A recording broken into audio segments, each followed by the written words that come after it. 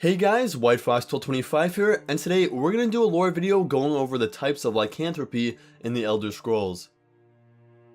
Everyone is probably familiar with werewolves and TES, but today we're going to go over all the types of werecreatures and talk a little bit about the lore behind them. First though, let's get into some general lore. So as some of you might know, lycanthropy is a disease, or gift I guess depending on who you ask, created by the Daedric Prince of the Hunt, Hircine. That means no matter what type of lycanthropy you contract, once you have it, your soul belongs to Hircine, and when you die, you'll go to the hunting ground, Hircine's Slice of Oblivion. A really common misconception is that only certain races can contract certain types of lycanthropy, but that actually is not true.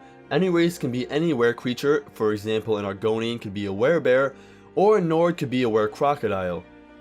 But with that being said, let's hop right into the video. I'm going to do this list from most common to most obscure. So first up, of course, is the werewolf. I'm sure everyone is pretty familiar with werewolves in the Elder Scrolls, so I won't spend too much time on them. Like I said, this is the most common type of lycanthrope found in Tamriel, and it can be found in every province. Why they're so much more common is an interesting question, and I don't think it's really been addressed, but if I had to guess, I'd say most likely it's because they can thrive in pretty much any environment, unlike weresharks or werecrocodiles. A werewolf can pretty much go anywhere and survive in any environment. Either that, or Hircine simply favors them and prefers them over other werecreatures, so he kind of spreads that disease more than the others. But let's move on and talk about werebears. So werebears are the most abundant breed of werecreature in Skyrim, though they can be found in other parts of Tamriel on occasion. Ironically, we actually don't see them in Skyrim at all, but we did see them as part of the Solstheim DLC Dragonborn.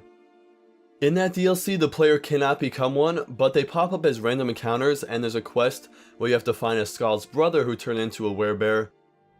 I don't think werebears not being in Skyrim means they're not there in the 4th era. I think most likely that Bethesda just ran out of time and didn't have the resources to put them in the game, which is why they added them later in the DLC.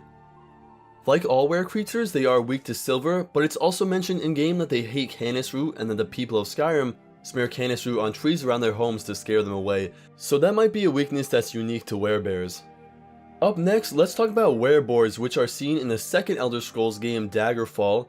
They're known to be found around High Rock and Hammerfell, and the player can actually become a Wereboar in Daggerfall if they contract the disease.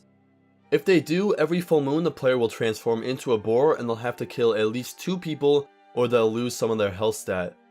Personally, I think it would be so cool if in TES 6 we could see something other than a werewolf, and since it looks like maybe it'll be set in Hammerfell or High Rock, the Wereboar might be a possibility, and that would be pretty sick. Now let's get into the Werebeasts we've never seen in game. A lot of these are mentioned in the book on lycanthropy, which is found in Daggerfall. We'll start with Werecrocodiles. They're said to be around Blackmarsh, although they're definitely not too common. In the Elder Scrolls novel, The Infernal City, the characters believe a guy in Lilmoth, a town in Blackmarsh, is a werecrocodile, but it turns out they're wrong. It does seem like sightings are pretty rare, but probably because Blackmarsh is so isolated and so dense and hard to explore. It does seem very likely though that werecrocodiles do exist somewhere in Blackmarsh, we just haven't seen them in game yet. Werelions are said to live in Blackmarsh, Cyrodiil, and Elsweyr. It's odd we've never seen them in game despite the fact that Oblivion is set in Cyrodiil, and ESO covers all of those regions. The only time we've heard about them is in the book on lycanthropy I just mentioned before. Next, Werevultures are native to Valenwood. In the book Lycanthropic Legends of Skyrim, the author says that werevultures are becoming such a problem in Valenwood that they may soon threaten all of Tamriel, so they must be pretty bad. Vultures are odd werebeasts kind of because usually vultures eat dead animals, which would make werevultures a little less threatening. But presumably these guys will probably eat anything they could find, including the Bosmer that live there. Moving on, Werebats are really interesting. Like the Werevultures, we find them in Valenwood, but they actually aren't lycanthropes, they're vampires. The player can see them in the Elder Scrolls Online as guardians of the Shade Mist vampire clan. Basically, it seems that Werebats are wood elves whose vampirism altered their natural shapeshifting ability, which all Bosmer have. So they shapeshifted into bats but can never turn back. They are pretty unrelated to the other creatures we've talked about and are more connected to Molgal Ball than to Hircine, but I want to mention them because I think they're pretty sweet. And real quick, I just want to add that Werebats are in the Elder Scrolls Legends as a card with a drain effect. Last but certainly not least, we have my personal favorite, Weresharks. They're mentioned in On Lycanthropy and in ESO. Razumdar mentioned seeing Weresharks in the Somerset expansion, so presumably they do exist even though we've never seen them. When you ask Maik the Liar about Weresharks in Skyrim, he says, quote, "I've only met one, but he was afraid of water." They are the most obscure Werebeasts, but that makes sense because they're probably living underwater. But I gotta believe they're real because seeing one in a future game would just be so cool. That's all we have for known types of Werecreatures, but it's very worth noting that Hircine can really create any form of lycanthropy he wants to at any time, so the possibilities are kinda endless. I really hope we see some of these in the Elder Scrolls 6 or in future ESO content.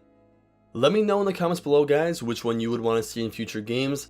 And this is pretty much my first lore video, so I would love some feedback and some ideas about what videos you guys want to see in the future. I'm going to make some ESO lore videos really soon. So if you want to see that, make sure you hit the subscribe button. I would love some feedback in the comments below. If you liked the video, make sure you leave it a like. Thank you guys so much for watching as always, and I'll see you in the next one.